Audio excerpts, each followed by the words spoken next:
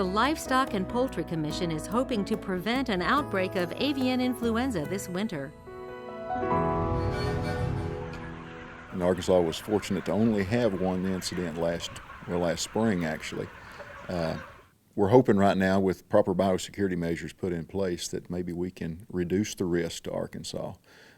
We don't know if that virus is going to be back this fall or not. Worst case scenario is it could be in 20 states and over 500 cases, which is double what we've had in the spring.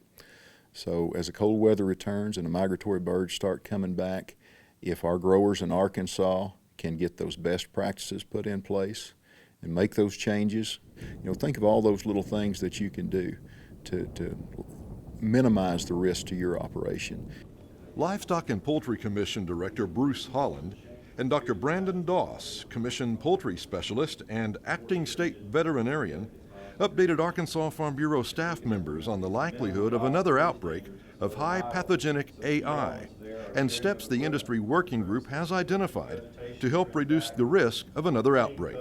Things like having a designated entry point for each barn, having fresh foot pans with disinfectant available that are changed multiple times a day to keep that disinfectant fresh, farm designated clothing for all farm workers and people that come on and off the farm, disinfecting their footwear prior to entering houses, effectively disinfecting their hands, limiting visitors to the farm, having a designated farm vehicle that doesn't do anything other than the work around the poultry houses.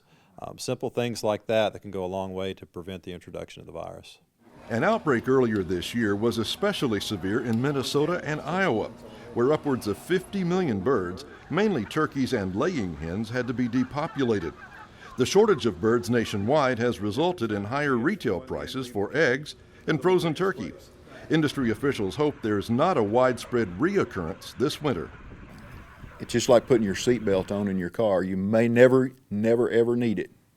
But boy, if you need it, you need it. And so look at it that way. Buckle your seatbelts and get ready for this to come to Arkansas.